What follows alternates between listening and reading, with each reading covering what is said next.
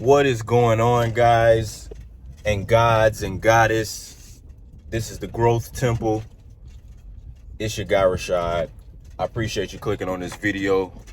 You are probably like, what are we about to talk about? And let's just get right into it. The first thing we all know is self-improvement. Nothing will be able to switch on and off, go from bad to good, positive to negative, unless we go deep inside of our internal.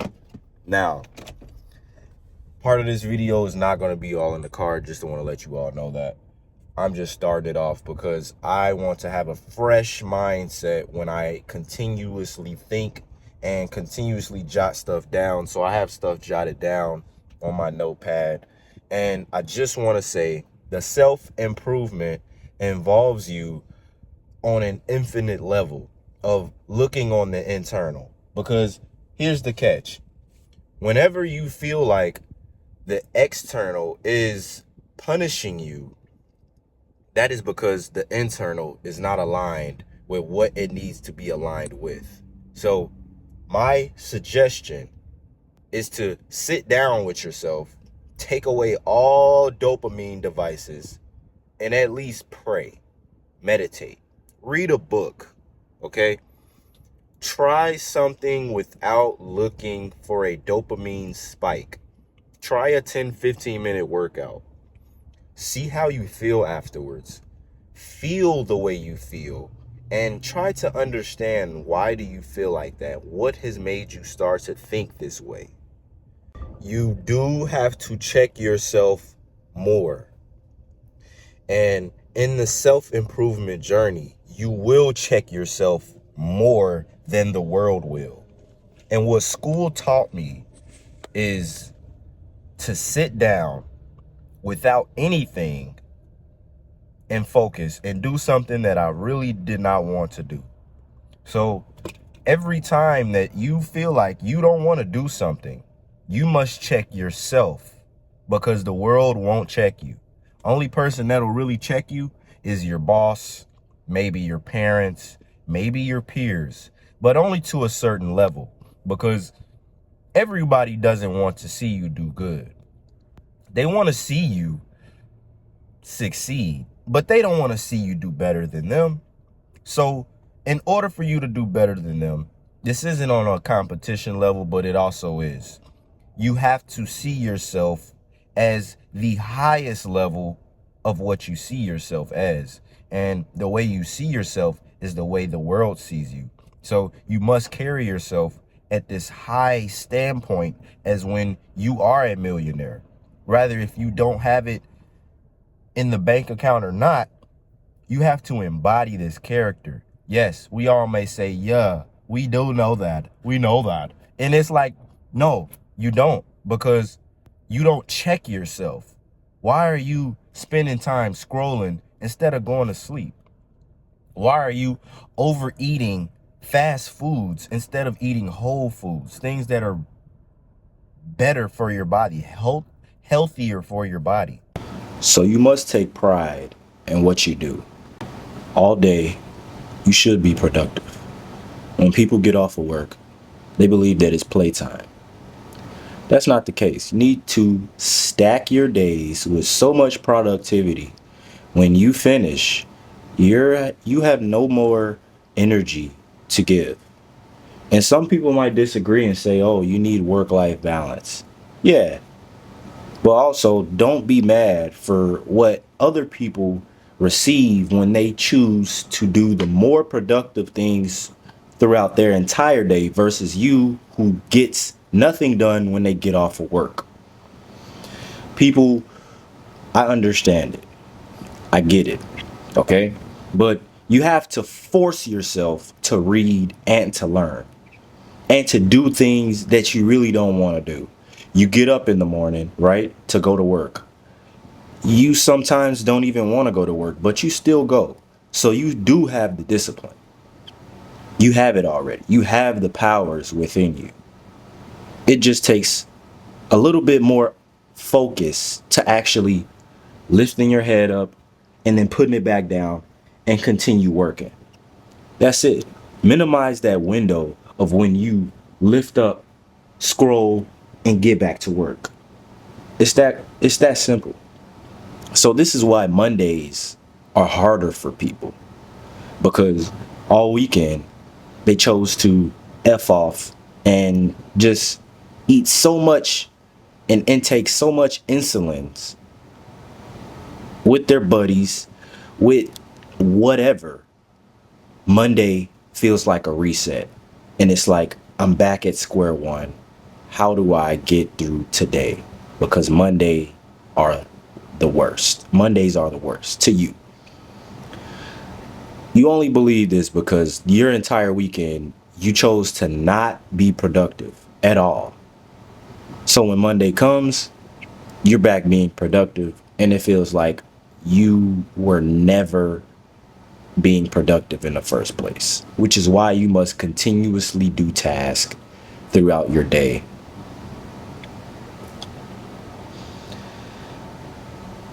The next thing is some successful people are degenerates. And what I mean by is, are they slaves to their work? Because people that are rich can be slaves. People can make $300,000, 400, 5,000, 500,000. It's to a point where, are they just specifically working where they have no life, where they feel miserable, where they're not even able to enjoy what they earned? Some people are like that, and you have to look at that as also comparison of, are you willing to do that, or are you willing to make it your own success of doing something that they aren't doing, because you see how miserable they are and how they're complaining about how being miserable is just not fun. Like, you can see it on their face, and it's like, damn, I don't want to trade places with you. I'd rather be broke. And it's like, no, you wouldn't rather be broke, but you just don't want the stress level of what they have. And I've seen people with more money be less stressed than a person that has made $400,000, right? All it is the work ethic, the continuous being visibly there, physically there. So it all comes down to being disciplined as well. And that's the next thing. Discipline. Different things make you disciplined. Going to work can make you disciplined. Being in the military can make you disciplined. You having a family can make you disciplined, right? Certain things in your life might have happened that has now made you disciplined. You might have lost a girlfriend or boyfriend or whatever that has now made you have this disciplined mindset of wanting a reward. But everybody stops being disciplined because they avoid looking bad. And what I mean by is, they don't want to lose and they don't want to look bad. So people avoid losing so they don't look bad. And you still end up losing anyways. Because when people see the authenticity of you just doing something at a bad thing, which is me just talking on camera and documenting me every day on my Instagram, on my TikTok, on my YouTube, it's like, this is my resume. So I could care less about someone saying I shouldn't be saying this or something of that nature, because they don't want to seem vulnerable to someone who they don't even know. It's crazy. But people going nowhere always have to say something, versus people that are going somewhere, or rich people, they don't talk down on anyone that is saving money. Rich people don't say that. They don't do that. They don't say, oh, why are you in a caloric deficit? They don't say, oh, you shouldn't be doing this. you should be doing this. And it's nothing that they have accomplished. Versus people that are going nowhere. Oh, no, you should not do that. Don't take the risk, bro. Just get a job. Go to school. Do this. And these aren't bad things, but you have to sometimes separate your brain from your body. And this all comes down to you doing what you know you have to do and forcing your body to be aligned with it. So I cannot want to wake up, but the fact that I know I must wake up to have an urge, an edge on others around the whole entire vicinity of my life, my body is forced by my brain. So I force myself to get up and start working, because I believe it's like you work more efficient when you wake up anyways, with like 40% more. Look that up. I guarantee it's like 40% more of focus when you first wake up. So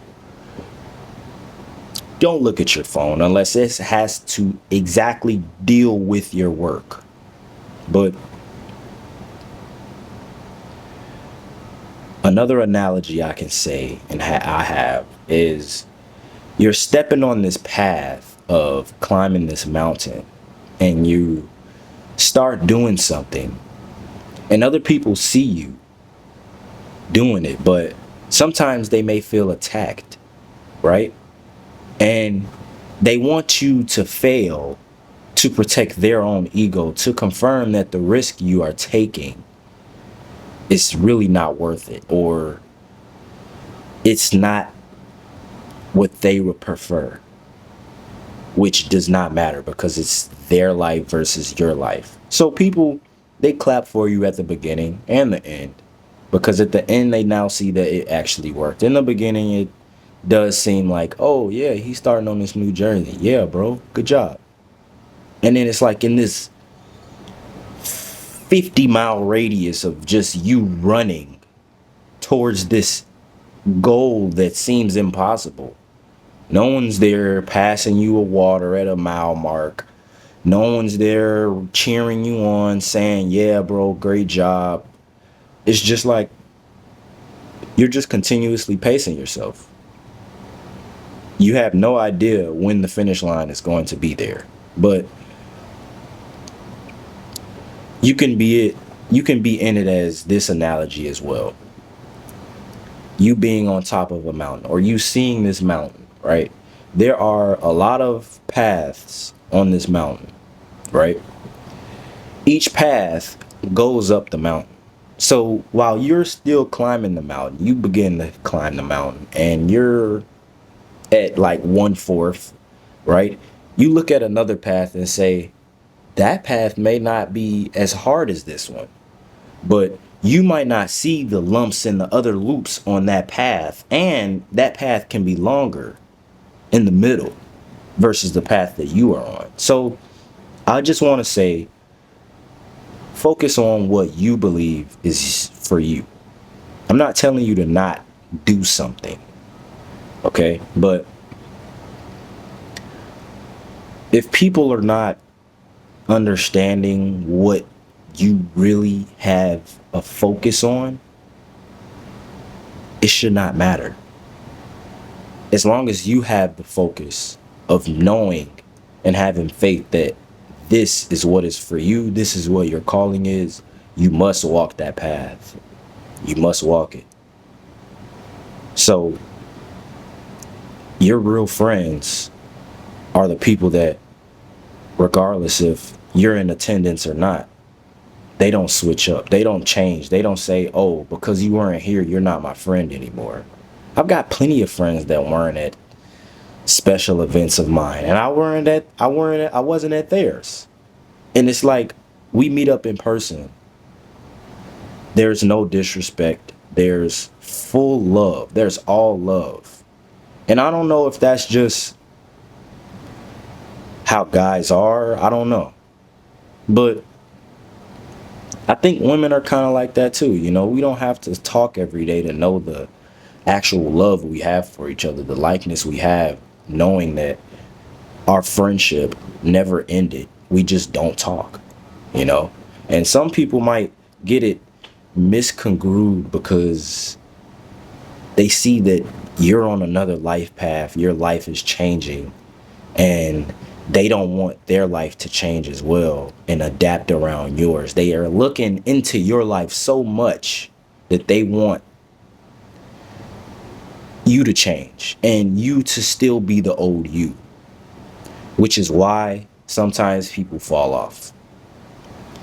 And if you feel like you've had a friendship like that, I'm not coming at you or coming at your friend. It's just a perspective that you have to just see it as in life. So many people want that $1,000,000. Okay, this is the next thing. They want the stuff, but they are not willing to work for it. Why would you believe that that is possible? Because you see other people winning, gambling, and winning just happily and living happily ever after? No. It's because you see other people actually living the life that you dream of. And you don't know that the internal work or the external work that they actually have done behind the media. So people see it and then they just put themselves at some standpoint of, oh man, I don't have this. I need to have that. And then the people that have it are like, bro, it's not even about that.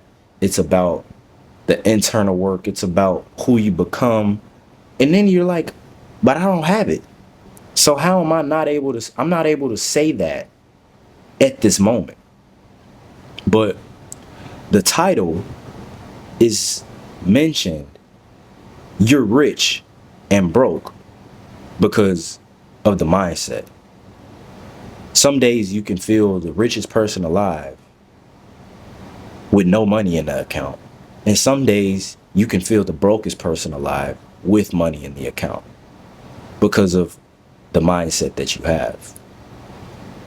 And you can have both. You can be rich with the money and feel so horrible on the internal that the money doesn't even seem like you have it. It seems like the money owns you, which is why I bring back people being slaves to their own money, where they aren't able to actually enjoy the fruits of their own labor. And people don't like when other people go on different paths because, again, it feels like you're attacking them.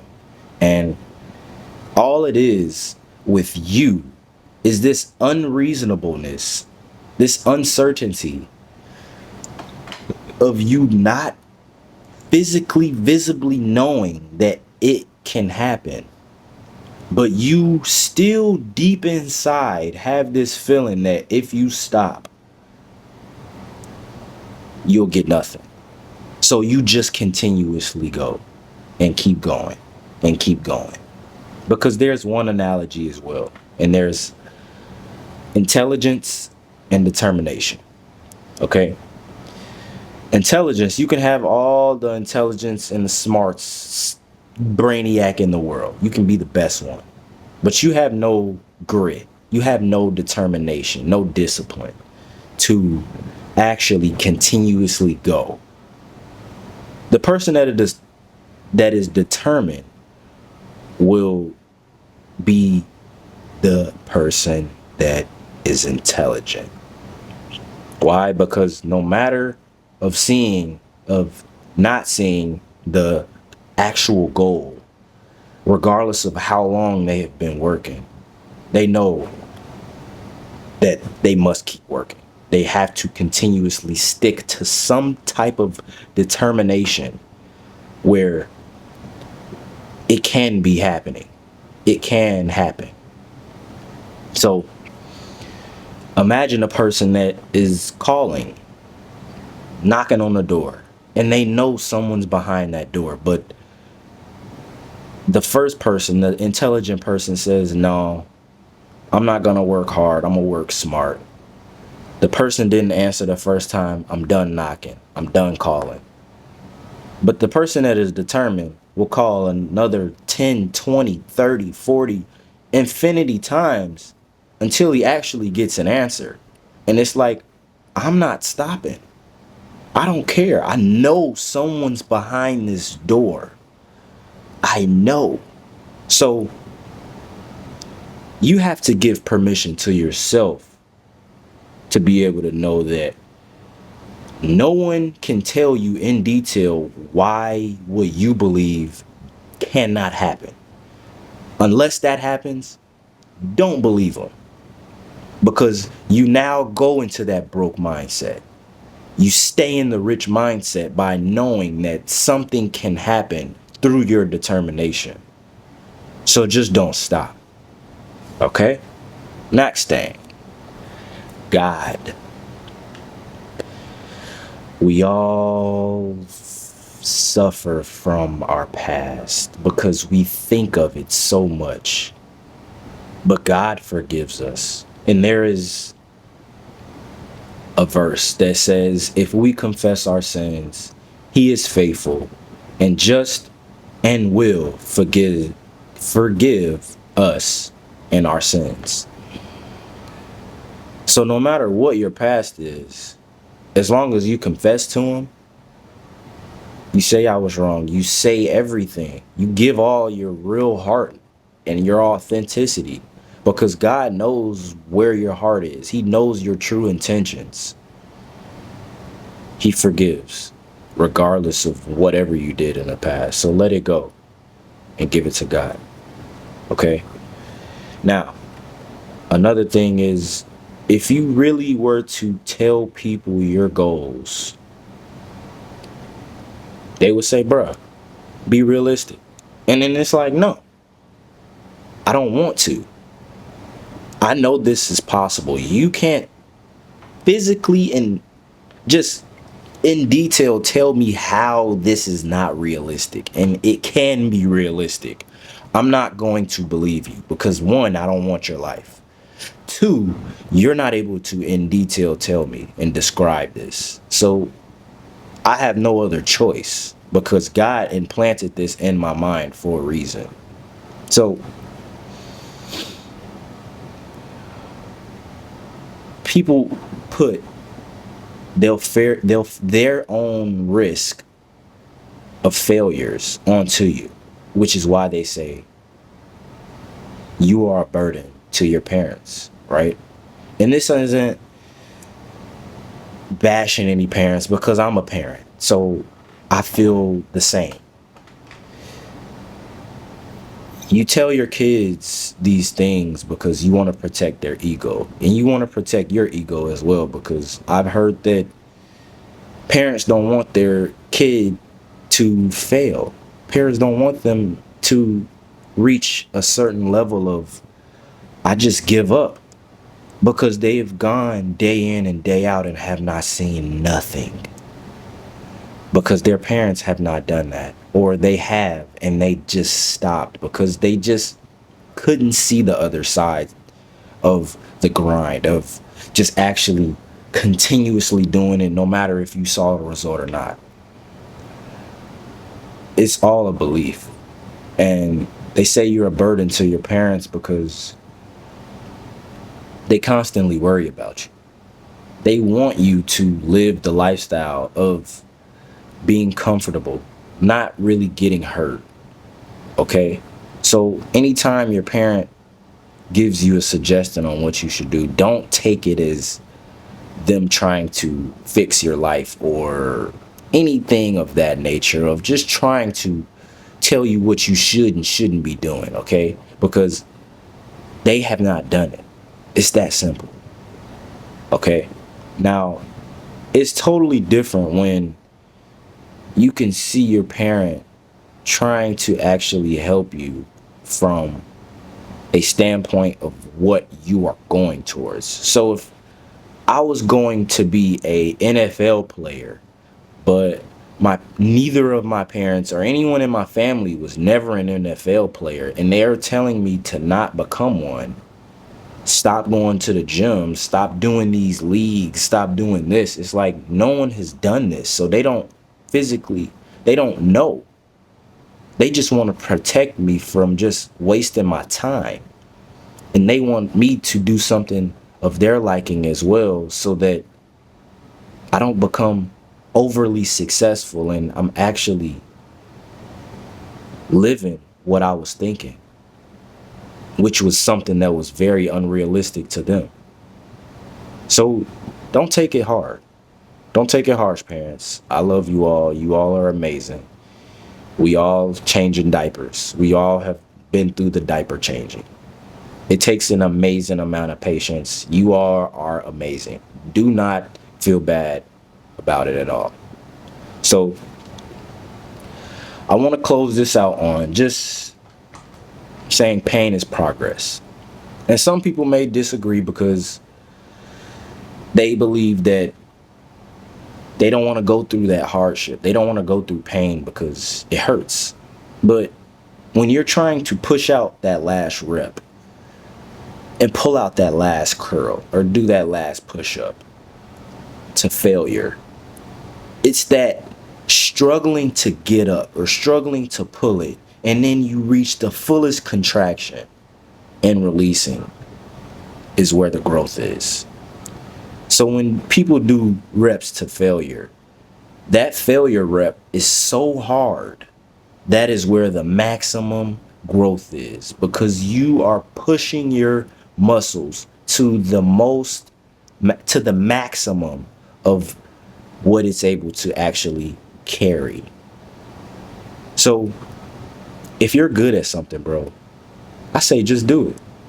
You're gonna die anyways, bro. It is harsh, but just do it. Just do it, bro. You have to have faith. So don't have any misconception of just doubt so much. Okay, I get it that you don't see it. I get that. Okay, but you have to keep going. Determination versus intelligence. Determination is like the hard work beats talent when talent forgets to work hard, or they just don't work hard. And consistency never looks impressive. It only looks impressive once the consistency shows.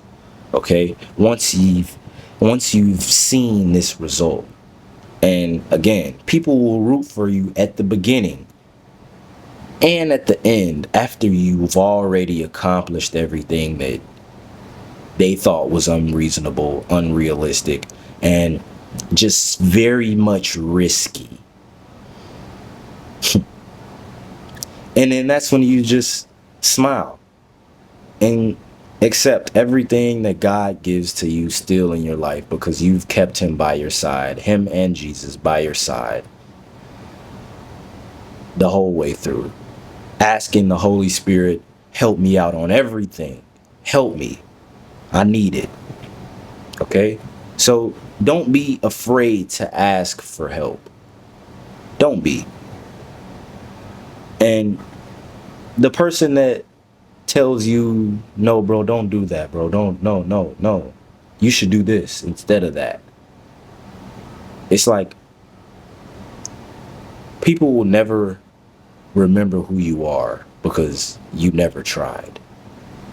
If you try, people will know who you are because you continuously tried and you never gave up. Think about all the people that just never gave up. Think about them. Who comes to your mind? Those people never give up and will never give up because they have the determination. So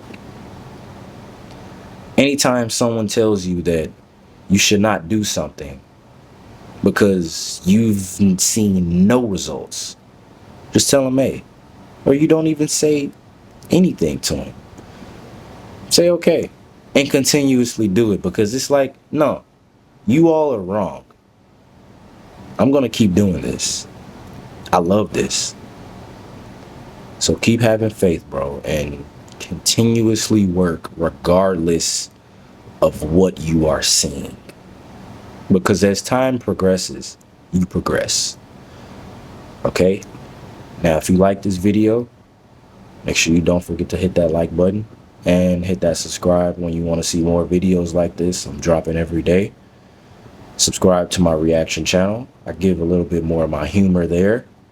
And follow me on my social medias. All links are in the description. And if you want to join in a great community of just like-minded individuals that love to be growing just consistently, daily, I have a growth temple that I call it, that we call it, because it is a infinite abundance of growth.